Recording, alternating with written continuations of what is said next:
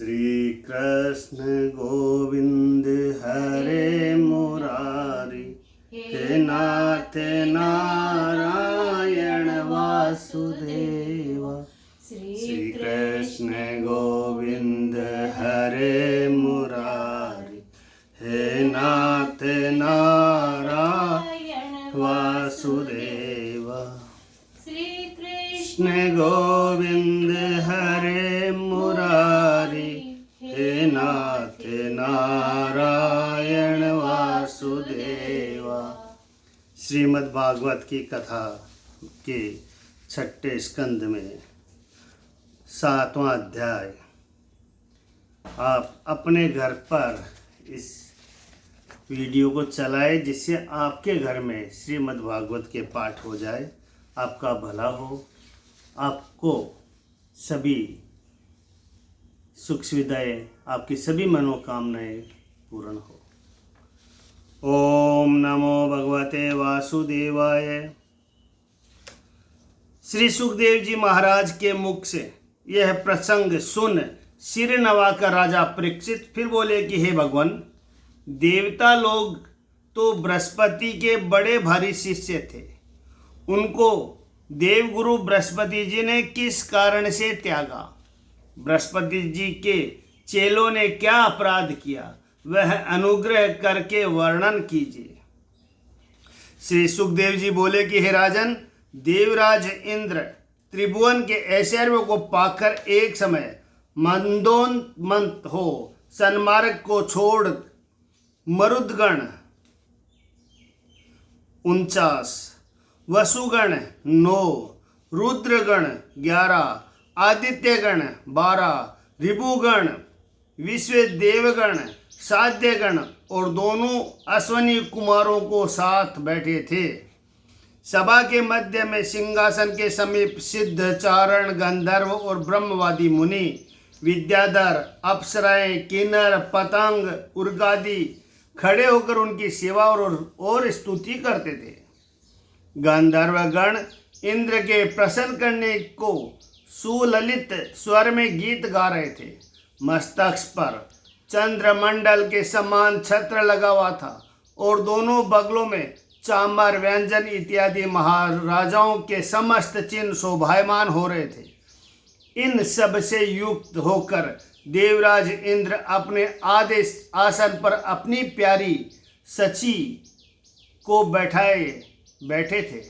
उसी अवसर में देवताओं के और इंद्र के गुरु बृहस्पति जी, जो एक प्रधान मुनि है, वे वहां पर आ पहुंचे। तब इंद्र ने न तो उनको आसन दिया, न कुछ आदर सत्कार ही किया। वाणियों के पति सुर असुर जिनको देखते ही प्रणाम करते हैं, ऐसे बृहस्पति जी को देख इंद्र अपने आसन से नहीं उठा और न इनको बैठने के लिए आसन ही दिया। हे राजन, देवराज इंद्र के इस व्यवहार को देखकर देवगुरु बृहस्पति जी उनको ऐश्वर्य का मद जान उसी समय सभा से लौटे और किसी से कुछ न कहा, मौन साधे अपने आश्रम को चल दिए। कौरव श्रेष्ठ जब बृहस्पति जी वहां से चले आए, तब देवराज इंद्र को चैतन्यता आई। वह विचार कर यह अपने आप को बहुत धिक्कार देने लगा कि मैंने गुरु जी का बड़ा निरादर किया है। आप अपनी निंदा करने लगा। इंद्र बोला कि मैंने जो कर्म किया है वह अतिशय बुरा है। हाय, कैसे खेद की बात है कि मैं कैसा मंद बुद्धि हूँ, जो मेरे गुरुजी सभा में आए और मैंने ऐश्वर्य के मद में मग्न होकर उनका कुछ भी आदर नहीं किया, वरन और निरादर किया। मैंने ऐश्वर्य व संपत्ति को धिक्कार है, मेरे ऐश्वर्य और संपत्ति को धिक्कार है। अब आगे कौन ज्ञानी पुरुष सर्वगाधिपति की लक्ष्मी को चाहेगा? मैं सात्विक देवता गणों का ईश्वर हूँ, मुझको भी इस लक्ष्मी ने इस प्रकार का आसुर भाव प्राप्त कराया। जो प्राचीन पुरुष कहते हैं कि सिंहासन पर बैठा हुआ राजा किसी को देखकर न उठे। मैं निश्चय कहता हूँ कि वे श्रेष्ठ धर्म को नहीं जानते। यह सब पुरुष निंदनीय मार्ग का उपदेश करने वाले स्वयं ही नरक के अंधकार में गिरते हैं, और जो लोग उनके वचनों का विश्वास करते हैं वे लोग मानो पत्थर की नाव से पार जाने की इच्छा करते हैं।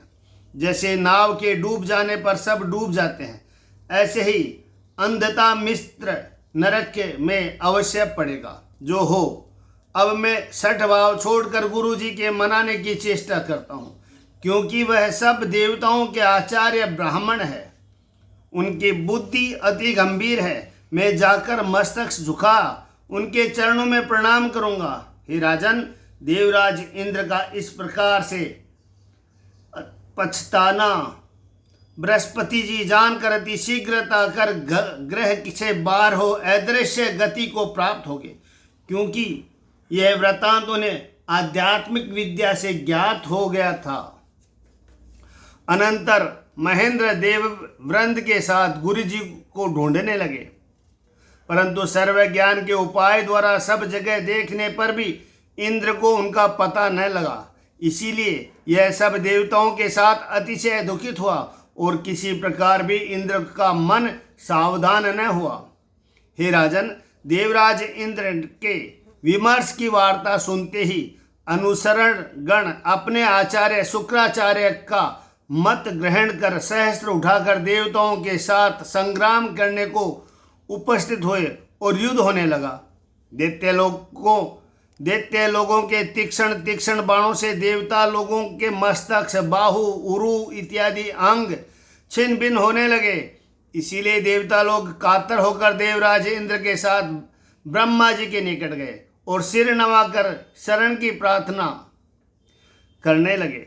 स्वयं भू ब्रह्मा जी के हृदय में देवेंद्र को इस प्रकार कातर होकर आए देखकर अतिशय दया उत्पन्न हुई और करुणा सहित वचनों से समझाते बुझाते हुए उनसे बोले कि ब्रह्मा जी बोले कि हे सूरवर्ण गण, तुमने बड़ा बुरा कार्य किया है कि जितेंद्रिय ब्रह्मनिष्ठ ब्राह्मण का आदर सत्कार नहीं किया। उसी अन्याय के आचरण का फल यह हार है, जिस हार को मन में धारण कर तुम आए हो। नहीं तो तुम समृद्धिशाली हो।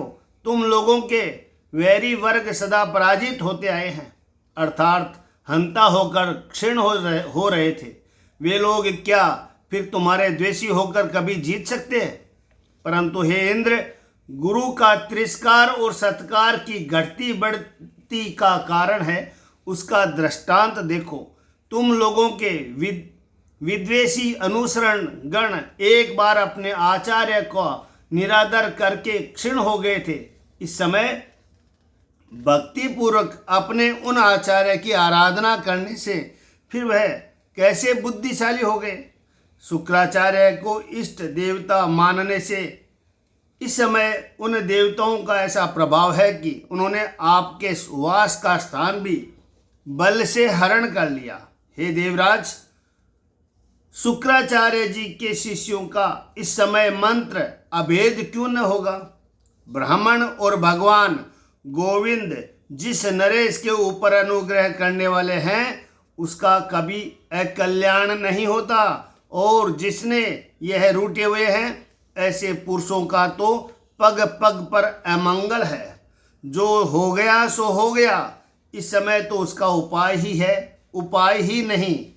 इस समय तुम लोग एक काम करो कि त्वष्टा के पुत्र विश्वास रूप ब्राह्मण के पास जाकर उनका आदर सत्कार करो। वे जितेंद्रिय और तपस्वी है। वे तुम लोगों से आदर सत्कार पाकर अवश्य कामना पूर्ण करेंगे, परंतु कब? जबकि तुम इसके असुर पक्षपाती कर्म को क्षमा करोगे। श्री सुखदेव जी बोले कि हे राजन, ब्रह्मा जी से इस प्रकार के वचन सुनकर देवतागण त्वष्टा के पुत्र ब्राह्मण श्रेष्ठ विश्वरूप ऋषि के समीप गए और उनको भेंट देकर कहने लगे कि हम अतिथि तुम्हारे आश्रम में आए हैं, तुम्हारा मंगल हो। हे तात, बड़े लोगों के बड़े लोगों की समयानुसार प्रार्थना को तुम पूर्ण करो। हे राजन, सत्पुरुषों को बड़ों की सेवा करना ही परम धर्म है। जो पुत्रवान है उनको भी चाहिए कि पितृ सेवा अवश्य करें। फिर इससे ब्रह्मचारियों की तो बात ही क्या है। हे तात, जो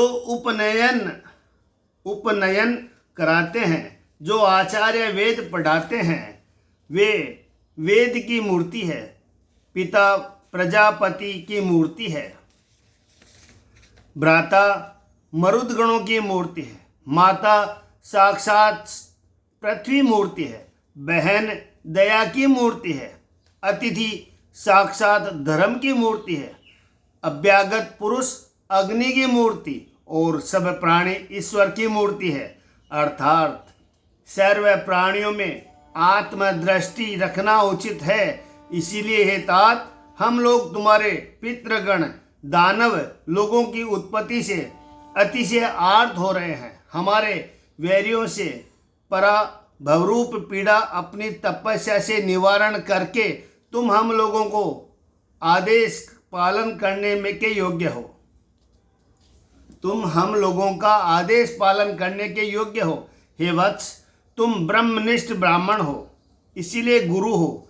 हम लोग आपको अपना पुरोहित बनाने की वासना करते हैं, क्योंकि तुम्हारे तेज से हम अपने बैरियों को सहज ही जीत लेंगे। हे वत्स, तुम हमसे छोटे हो, उससे तुमको पुरोहित बनाने और हमारे प्रणाम करने से लोक में निंदा होगी, ऐसी शंका तुम मत करना, क्योंकि लोक में अपने प्रयोजन के लिए छोटे के चरणों में प्रणाम करने से निंदा नहीं होती। दूसरे मंत्र भिन्न स्थान ही वयस में बड़ाई का कारण है, इसलिए मंत्र देने से तुम ही हमारे बड़े हो जाओगे। श्री सुखदेव जी बोले कि हे राजन, परीक्षित जब महातपस्वी विश्वरूप से इस प्रकार देवताओं ने पुरोहिताई के लिए आर्त होकर कोमल वचनों से कहा, तब विश्वरूप बोले कि हे देवगण, यद्यपि शील पुरुष लोग अधर्म का हेतु कहकर पुरोहिताई के कर्म की निंदा करते हैं और यह कर्म पूर्व सिद्ध ब्रह्म तेज का क्षय करने वाला है, तथापि आप लोगों की प्रार्थना के भय से यह हमको स्वीकार करना पड़ेगा। हे नारायण, आप लोगों के ईश्वर है। आप लोगों के चाहने की बात हम शरीर के पुरुष किस प्रकार से न मानने में समर्थ होंगे। हम आप लोगों के शिष्य अर्थात शिक्षा के योग्य हैं। आप शिक्षा देने वालों का वचन न स्वीकार करना शिष्य का स्वार्थ है। हे अधीश्वरगण, जिन पुरुषों को कुछ चाहना नहीं है, जिन लोगों के शील अर्थात क्षेत्र में स्वामी का उपेक्षित कणी से यानी बाल ग्रहण और अच्छ अर्थात मार्गदी में गिरे हुए धान्यादि का एक एक कण बिनकर ग्रहण करना ही धन है। हम उन लोगों की वृत्ति के द्वारा गृहाश्रम से साधु लोगों के समस्त क्रियाओं का निर्वाह किया करते हैं। खोटी मति वाले लोग पुरोहिताई के प्राप्त होने से हर्षित होते हैं, परंतु हमारे लिए यह तिरस्कार है। इसीलिए यद्यपि पुरोहिताई का कर्म करना हमारा कर्तव्य नहीं है, तथापि आप लोग हमारे गुरु हैं, अतः आप लोगों की यह प्रार्थना बहुत थोड़ी है, सो इस प्रार्थना को अंगीकार न करना यह हमको उचित नहीं है। हम आप लोगों की संपूर्ण बातें प्राण और धन तपोबल से अवश्य पूरी करेंगे। यह तो बात ही क्या है। श्री सुखदेव जी बोले कि हे राजन, देवता लोगों को इस प्रकार वचन देकर महातपस्वी विश्वरूप देवता लोगों के मध्य पुरोहिताई के प्रवृत्त हो बड़े उद्योग के साथ पुरोहिताई का कार्य करने लगे।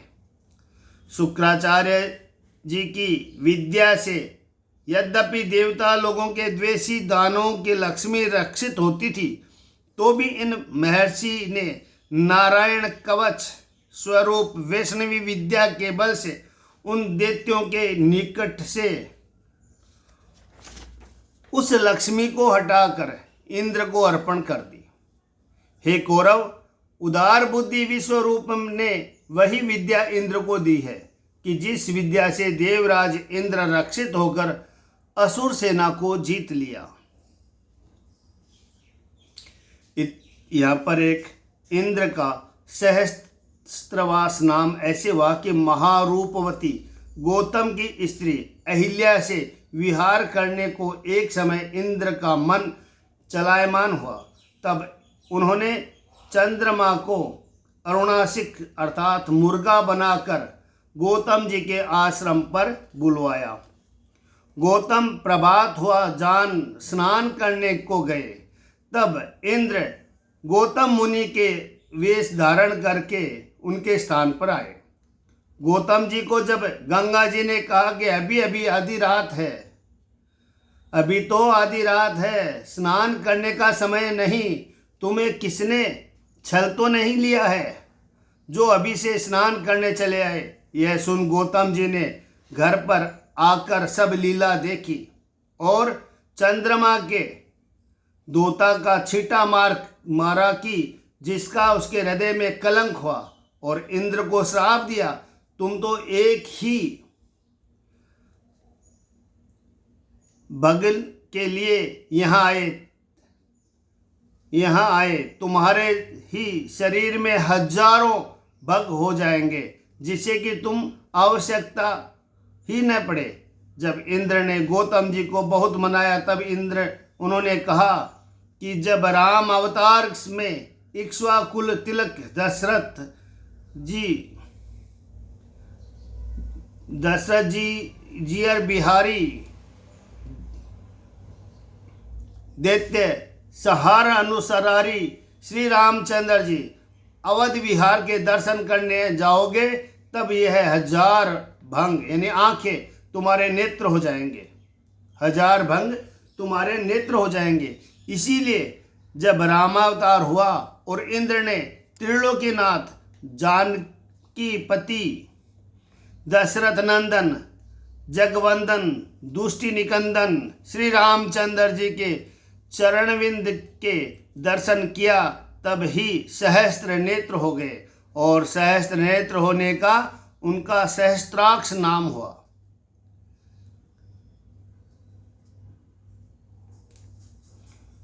इति श्रीमद्भागवते महापुराण षष्ठ स्कंद भाषा टीकाया इंद्रादेवेश्वरूपाणाम हिताय प्रार्थना वर्णन नाम सप्तमोऽध्याय। श्री कृष्ण गोविंद हरे मुरारी, हे नाथ नारायण वासुदेव। ओम नमो भगवते वासुदेवाय।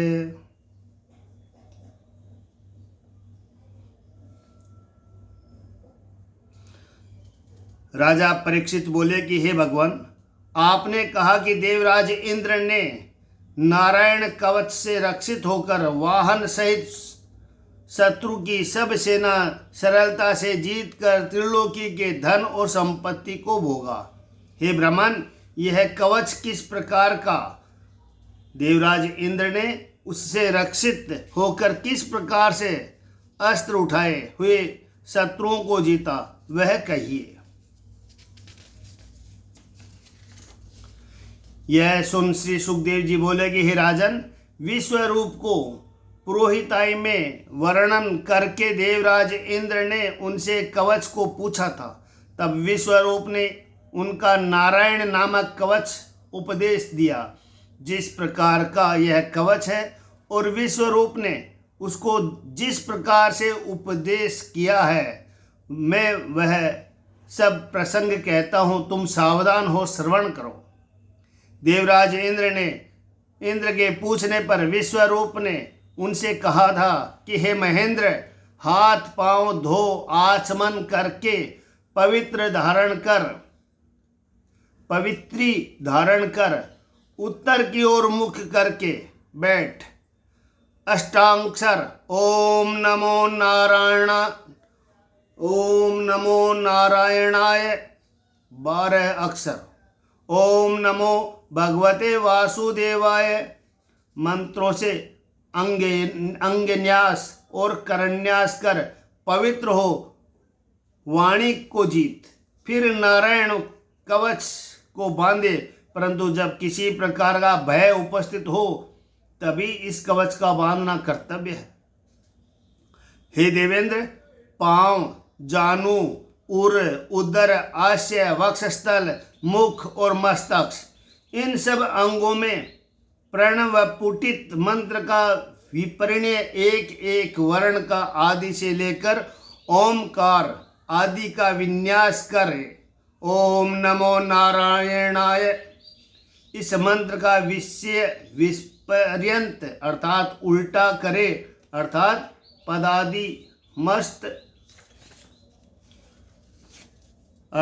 पदादि मस्तकांत में न्यास न करे। मस्तक से चरण पर्यंत न्यास करने से भी हो सकेगा। हे सुरराज, ओम नमो भगवते वासुदेवाय इस मंत्र के प्रणवादिक यकारांत अक्षरों का अंगुली, अंगूठा और पोरों से न्यास करें। इस मंत्र के अतिरिक्त और मंत्रों से भी न्यास हो सकता है। ओम विष्णुवे नमः इस मंत्र के ओमकार को हृदय में धारण करें, विकार को मस्तक में, सकार को दोनों ब्रखटियों के मध्य, णकार को शिखा पर, वकार को दोनों नेत्रों में, नकार को सब संगी स्थानों में न्यास करके फिर मकार को अस्त्र रूप में ध्यान करने से विद्वान स्वयं मंत्र मूर्ति हो जाएगा। इससे पीछे इसी मंत्र को विसर्ग युक्त और फट शब्द अंत में करके सब दिशाओं को निर्देश करे, अर्थात ओम विष्णुवे नमः अस्त्राय फट। यह मंत्र पूर्वादि दिगंबदम में प्रयोग करें। इस प्रकार क्रिया करने से बुद्धिमान मंत्र रूप हो जाएगा। हे देवेंद्र, वह दूसरा मंत्र यह है, ओम विष्णुवे नमः। हे सुरराज, इस प्रकार न्यास करने के पीछे फिर ध्यान करने के योग्य ईश्वर रूप उस आत्मा का ध्यान करें जो ऐश्वर्य आदि 6 शक्तियों से संयुक्त है। इसके पीछे नारायण कवच का मंत्र, जिसकी विद्या, तेज और तपस्या ही मूर्ति है, उस मंत्र का उच्चारण करें। उस मंत्र का अर्थ यह है,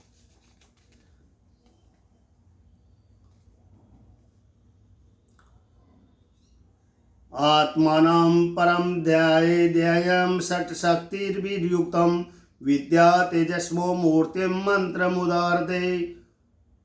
ओम विष्णुवे नमः फट। ओम हरिवृदनान्मन सर्वसाम न्यायस्तंग पिंगम पतंगेन्द्र पष्टे दरारी चर्मा सिगदेशु चाप पाशानाम ददानाम सुगुणाम सबाहु। गरुड़ जी की पीठ पर जिनके चरण कमल विराजमान है, जो अष्ट बाहु युक्त है और उन 8 भुजाओं में शंख, चक्र, गदा, पद्म, धनुष, बाण, ढाल और पाश धारण किए हुए हैं, वे अष्टगुणी भगवान हरि मेरी रक्षा करें। और भी मत्स्य मूर्ति वह भगवान जल के मध्य में जल जंतु समूह रूपी वरुण की फांसी से मेरी रक्षा करे, जो माया के योग करके वामन हुए थे, वह स्थल के मध्य में मेरी रक्षा करे। जो विश्वरूप और त्रिविक्र मूर्ति है, वह भगवान आकाश में मेरी रक्षा करे, जिन्होंने असुरों के युद्धप हिरण्यकश्यप के मारने के लिए नरसिंह मूर्ति धारण की थी, जिनके विकट अट्टहास से सब दिशा प्रतिध्वनि होकर स्त्रियों के गर्भ गिर गए थे, वह संग्राम व दुर्गम मार्ग इत्यादि में मेरी रक्षा करे। जो अवयव रूप यज्ञ से निरूपणीय होते हैं और जिन्होंने अपने कराल डांड से इस पृथ्वी का उद्धार किया था, वह प्रसिद्ध वाराह जी मार्ग में हमारी रक्षा करे।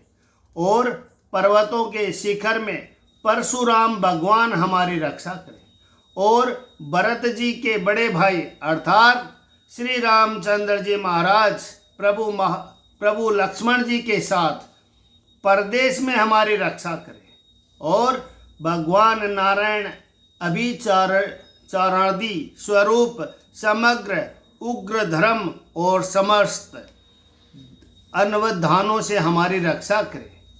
और नर रूपी वह प्रभु गर्व से हमारी रक्षा करे। और दत्तात्रेय रूपी वह भगवान जो सब यज्ञों के नाथ है, वह योग भ्रष्ट से हमारी रक्षा करे। कपिल मूर्ति वह प्रभु जो सब गुणों के ईश्वर है, वह कर्म बंधन से हमारी रक्षा करे। सनत कुमार जी रूपी भगवान कामदेव से हमारी रक्षा करे। हैग्रीव वह मूर्ति भगवान मार्ग में देव हेलन अर्थात देवता लोगों को नमस्कार न करके गमन रूप अपराध से हमारी रक्षा करे। देव ऋषि श्रेष्ठ अर्थात नारद रूपी भगवान 32 अपराध रूपी रूप जो देव पूजा के छिद्र है, उनसे हमारी रक्षा करे। कर्म रूपी हरि अनंत नरकों से हमारी रक्षा करे। और भी धनवंतरी रूपी भगवान अपत्य से हमारी रक्षा करे। जितेंद्रिय ऋषभ मूर्ति भगवान सुख दुखादि झगड़ों से के भय से हमारी रक्षा करे। यज्ञ मूर्ति भगवान लोकापवाद से हमको बचाए। बलभद्र रूपी भगवान लोक संबंधी उपघात से हमारी रक्षा करे। शिव रूपी भगवान क्रोध वशवर्ती सर्पों के गण से हमारा उद्धार करे। अज्ञान से वेद व्यास जी हमारी रक्षा करे। प्रमाद और पाखंड गण से बुद्ध भगवान बचाए। और कलिक रूपी भगवान जिन्होंने धर्म की रक्षा करने के लिए उस बड़े अवतार का धारण करना स्वीकार किया है, वह कलिक के मंगल स्वरूप काल से हमारी रक्षा करे। हे सुरराज इंद्र, इसके पीछे प्रातः मर्द्या प्रहलादी दिन के 6वें भाग में और रात्रि में और प्रदोषादिक के समय इस प्रकार से प्रार्थना करें। यथा भगवान केशव प्रातः काल में गदा से रक्षा करें। भगवान गोविंद वेणुधारी होकर संगव काल तक सब प्रकार से हमारी रक्षा करें। भगवान नारायण शक्ति ग्रहण करके पूर्व हलकाल से हमारी रक्षा करें। विष्णु भगवान चक्र हाथ में लेकर मध्याह्न के समय हमारी रक्षा करें। भगवान मधुसूदन जी उग्र धनुष ग्रहण करके अपराह काल में हमारी रक्षा करें। त्रिधामा अर्थात ब्रह्मा विष्णु महेश रूपी भगवान सायंकाल में हमारी रक्षा करें।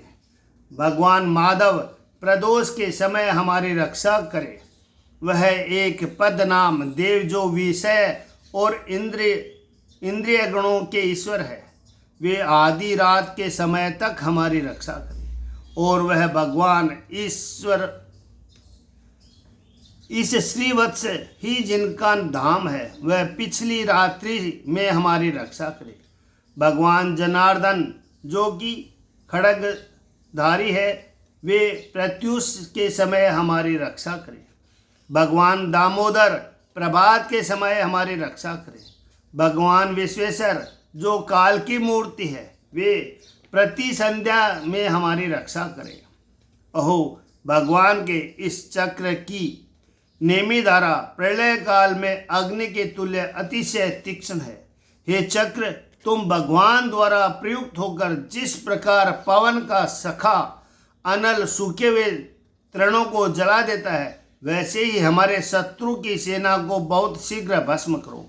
हे गधे, तुम्हारा चिन्ह गारियों को छूना व्रज के स्पर्श सम्मान है। तुम अजीत भगवान के प्रिय हो और हम भी उन्हीं भगवान के दास हैं। इसीलिए विघ्न करने वाले कुष्मांड, विनायक, यक्ष, राक्षस और भूत प्रेत व स्कंद गणों को तुम पीस डालो और समस्त शत्रुओं को चूर्ण करो। हे पंचजन्य शंख, तुम भगवान विष्णु जी की मुख के वायु से पूरित होकर भयंकर शब्द करते हुए राक्षस, प्रमथ, भूत प्रेत, पिशाच इत्यादियों को और ब्रह्म राक्षस व दूसरे घोर दर्शन दुरात्मा लोगों को भगा दो, जिससे कि शत्रु गणों का हृदय कांप जाए। हे श्रेष्ठ खग, तुम्हारी धार अति तीक्ष्ण है। तुम भगवान नारायण करके चलाए जाकर समस्त शत्रुओं की सेना को काट डालो। हे चंद्रमा के से शतमंडल वाली ढाल, तुझमें मंडलाकार शत चंद्रमा दीप्यमान है। तुम पापी विदेशियों की आंखों को ढक लो और उग्र दृष्टि वाले इन सब पुरुषों की दृष्टि हरण करो। ओहो समस्त ग्रह केतु, सर्प और कराल, डाढ़ वाले हिंसक जंतु, पापी भूत प्रेत आदि से हमको अभय करो। हे भगवान, आपके नाम रूपी कीर्तन से वे सब सदा ही क्षय को प्राप्त हो, और जो कि हमारे इष्ट आनंद में विघ्न करने वाले हैं उनको भी विनाश हो जाए। और भगवान गरुड़ जी जो बृहद्र तंत्रादि सामरूप स्तोत्र में से स्तुति किए जाते हैं, वेद सब जिनकी मूर्ति है, जिनका विश्वक्सेन कहा जाता है, वे अपने सब नामों से अशेष पापों से हमारी रक्षा करें। स्तोत्रे स्तोभ्यम इति स्तोत्रोम, और भी भगवान के नाम रूप, यान, वाहन, अस्त्र शस्त्र और प्रधान पार्षद लोग हम लोगों की बुद्धि, इंद्रिय, प्राण और मन को अनंत विपदाओं से बचाए। ओहो मूर्त अमूर्त, यह सब ही जगत वास्तव में भगवान का ही स्वरूप है, ऐसा हमारा निश्चय है। इसी सत्य से हमारे सब उपद्रवों का विनाश हो। और जो पुरुष एकात्मन्य ध्यान करते हैं, उन लोगों से अभिन्न होकर भी जो भगवान अपनी माया के छल से भूषण, आयुध और लिंगादि विविध शक्ति धारण करते हैं, यही उनकी सत्यता का प्रमाण है। वह अपने शरीर के प्रमाण करने को सर्वज्ञ भगवान हरि अपने स्वरूप में से सदा हमारी सब स्थानों में रक्षा करते हैं। और वह भगवान नरसिंह जी सब दिशा विदेशों में ऊपर नीचे भीतर बाहर सर्वभाव से हमारी रक्षा करे। उनकी ध्वनि से सब लोगों का भय दूर हो जाता है और उनके निज प्रभाव से दिग्गज विश्व, सहस्त्र, जल, वायु, अग्नि इत्यादि का तेज विनाश को प्राप्त हो जाता है। हे देवराज, नारायणमय कवच इस प्रकार का है, वह हमने तुमसे कहा, इसको तुम पहनो, तब अवश्य ही असुर युद्धपति लोगों को जीत सकोगे। हे महेंद्र, इस कवच का धारण करने वाला पुरुष जिसको नेत्रों से देखे अथवा चरण से स्पर्श करे, उस पुरुष को भय से छुटकारा मिल जाता है। तो भला फिर उसके धारण करने वाले पुरुष को कहाँ से भय की संभावना हो सकती है। इसीलिए जो पुरुष इस विद्या को धारण करता है, उसको राजा, चोर, नवग्रह, व्याधि इत्यादि किसी से भी कुछ भी भय नहीं होता। हे इंद्र, पूर्व काल में कौशिकी नामक किसी ब्राह्मण ने इस विद्या को धारण करके बिना जल वाले मरुदेश मारवाड़ में योग की धारण से अपने शरीर को छोड़ दिया था। जहाँ पर उस ब्राह्मण के शरीर का क्षय हुआ था, उसके ऊपर होकर एक समय चित्ररथ नामक गंधर्वपति अपनी स्त्रियों का साथ विमान पर चढ़ा हुआ जा रहा था। जैसे ही वह गंधर्वपति इस स्थान के ऊपर आया कि उसकी गति रुक गई और उसी समय विमान के सहित उलटकर आकाश से पृथ्वी में गिरा। इस बात के होने से गंधर्व पति के मन में बड़ी चिंता उत्पन्न हुई। तब उसने बालखिल्य मुनियों के उपदेश से वहां पर पड़ी हुई उस ब्राह्मण की अस्थियों को बीन कर प्राची वाहिनी सरस्वती के जल में डाल दिया और फिर इस नदी में स्नान करके अपने स्थान को चला गया। इतनी कथा कह श्री सुखदेव जी बोले कि हे राजा परीक्षित, जो पुरुष इस नारायण कवच को सुअवसर में सुनता है अथवा जो जन आदर पूर्वक इसको यंत्र में धारण करता है, उसको भी सभी प्राणी नमस्कार करते हैं। वह पुरुष सर्व प्रकार से सब भांति से भय छूट जाता है। अधिक क्या कहे, देवराज इंद्र महर्षि विश्वरूप से इस विद्या को प्राप्त होकर समर में असुर लोगों का संहार कर त्रिलोकी की लक्ष्मी का भोग करने लगा। इति श्रीमद्भागवते महापुराण षष्ठ भाषा टीकाय नारायण कवच वर्णन नाम अष्टोध्याय। श्रीमन्नारायण नारायण नारायण। ओम नमो भगवते वासुदेवाय।